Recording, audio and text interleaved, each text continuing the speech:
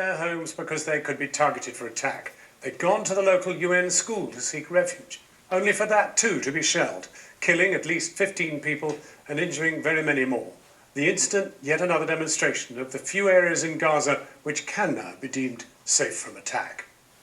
Israeli tanks, planes and warships have been unrelenting in their pounding of the narrow strip of land which is Gaza. It is just 32 miles long and less than 7 miles wide at its widest point, and it is home to almost 2 million people.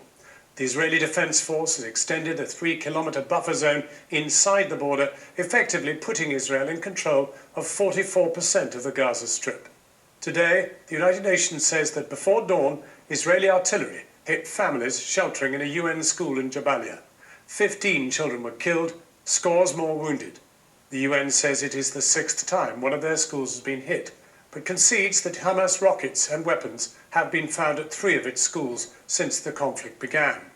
An airstrike in a neighborhood of Khan Yunis killed at least 5, wounded 15, and obliterated several homes. Israel said it was targeting Hamas, and 17 people have been killed and 150 wounded by Israeli shells and missiles in the buffer zone town of Shajaya, part of which was wiped out by attacks at the weekend. All night the Israelis pounded Jabalia. It's a dense civilian area in the north of Gaza, massively damaged after days of war. There, did that happen last night? Yes. Last night. Where did it hit? Where? This is what we found at the UNRWA school, home to more than 3,000 refugees. At 5 a.m, after an explosion nearby, people were ordered into the buildings. This classroom was one of them. Whatever hit it was big enough to blow 2 holes in this cement wall. The blast come inwards. You can see where it's ripped through the roof, so anybody basically in its way likely to be killed or injured. 20 people died, according to officials. People here told us the shells came in from over there, the Erez crossing with Israel, maybe 1.5 kilometers away. And when they exploded, this is what they became. It's just ordinary shrapnel from a tank shell. Think about what it does to a human body. At a nearby hospital, there was chaos just after the shells struck. Dozens had been injured. The hospital's operating theatre struggled to cope. In the recovery ward, I met this boy, aged 15. His leg so badly injured that doctors were still deciding whether it would be amputated or not. This is the 6th time in the conflict that Israel has hit an UNRWA school. Its boss was outraged.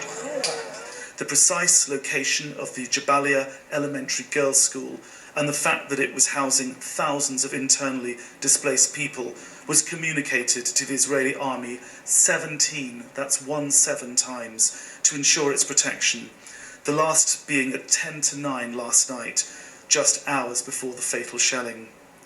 We condemn in the strongest possible terms this serious violation of international law by Israeli forces.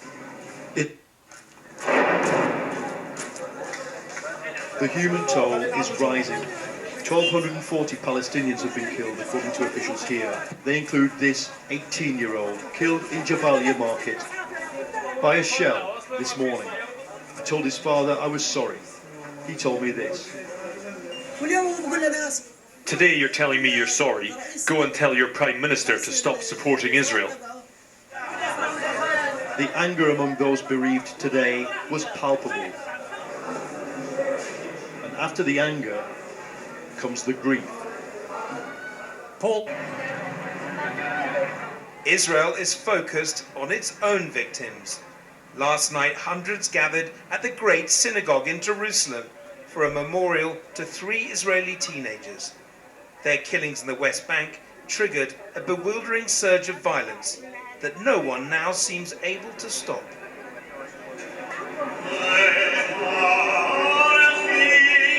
They came to pay their respects, but also to show solidarity with their military as it relentlessly pounds Gaza. Let them go till they clean them out. It's all our boys. We love them all dearly. Joyce Boyne told me her son David was shot dead by a Hamas terrorist in 1996 and she insisted the offensive must continue. We have the Lord above who directs us and watches over us, and we cannot show our weakness.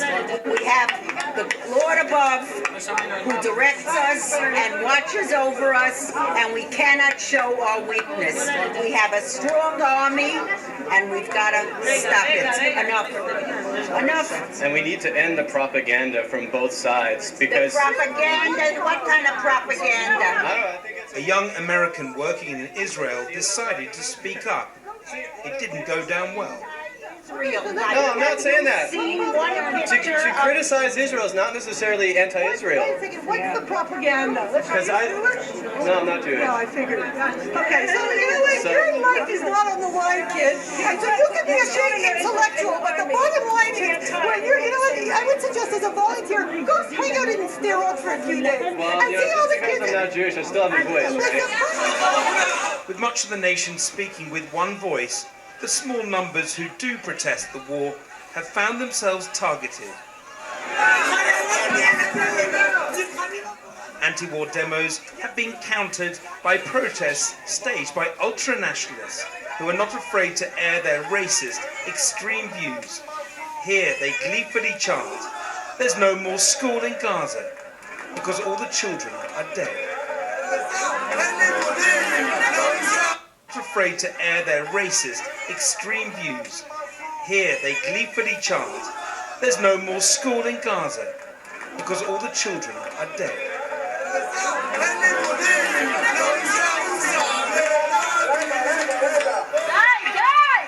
These protests have often turned violent as incitement grows. Many anti-war activists say they've been attacked, sometimes with iron bars. About today's Israel, where those who speak out against the war can find themselves denounced as an enemy within.